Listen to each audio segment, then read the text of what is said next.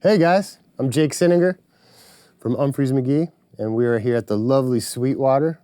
Oh my gosh, this is my first time here, can't believe it. And representing the Comanche G&L Fullerton. This thing is a sweet, sweet axe. This is like pretty much my boat anchor on tour.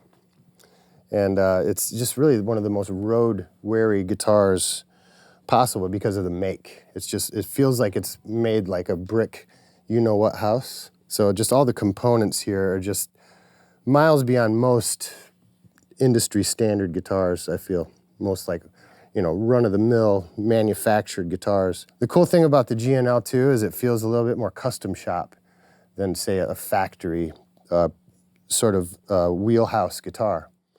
So, and every G&L that I've ever played sounds completely different from the next, feels a little different from the next, so that kind of gives G&L like their fingerprint in the industry, I feel.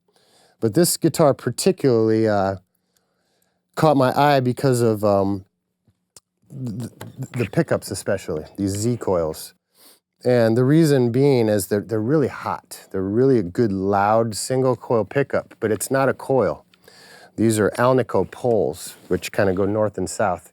A lot like the precision bass design, like in a Fender P bass.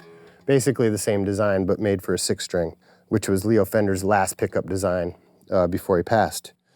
And what's ultimately great about these is that you got a pole, 3 poles facing south and 3 facing north, and this cuts out all of the buzz.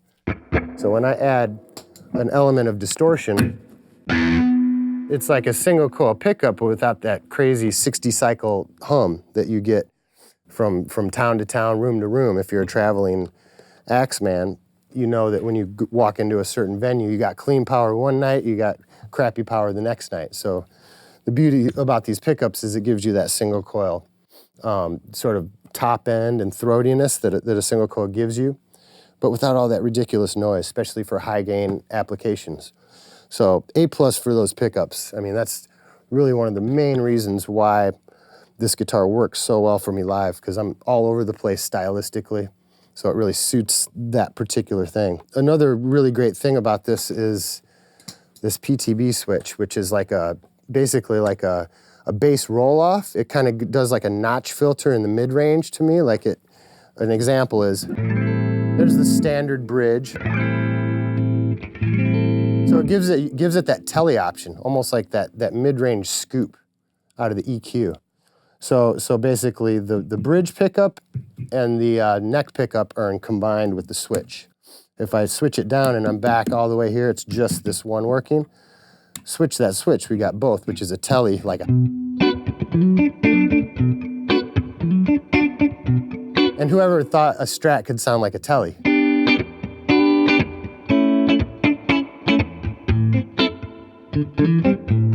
Get all those like Booker T and the MGs kind of.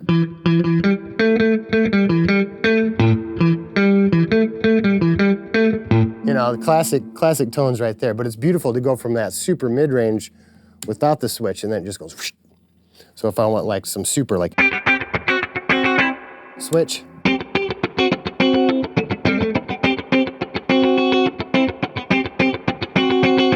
Switch it back. So just like ridiculously different colors there just with the switch. And that's not including the 5 toggle. So as far as like tonal options for a Strat styled guitar, this thing just exceeds all of the expectations because of that little filter there. It's just so useful. And then the neck is a 9.5, so it's not overly bulky. Like the hand really fits comfortably around here. A little bit more of a vintage old Strat feel. It's not bulky how some people would tend to think these particular necks can be. This feels really nice. Jumbo frets, beautiful rosewood fingerboard on there. And just look at that amazing, it looks like a Chevy, 66 Chevy Nova orange, if you ask me. And another thing, because I'm always constantly messing with the tremolo. So this is my patented Jake blade, which sort of speaks a little differently than a standard tremolo. I think a standard tremolo is a little inconsistent because you're fighting against gravity like this, so the note will warble when you don't want it. So use the butt of the guitar, and I can get more of a vocal type vibrato, basically a longer waveform, not this tight squiggly, like, I'm not looking for that. Doesn't sound vocal like enough for me. So if I go,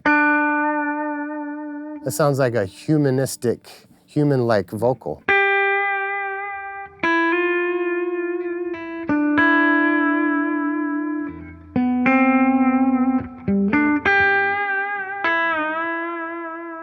And another thing about the G&L tremolos is they're really, really made like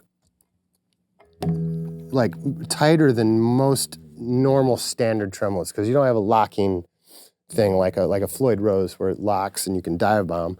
And the beauty about G&L is that's the original Fender plant. Like where all these guitars are made is where the pre-CBS Fenders were made. So there's kind of a cool soul built into these guitars naturally. So, hey, this is what we're playing, and this is what we love. I'm gonna just play you guys out for a second since we're here. All right, here we go.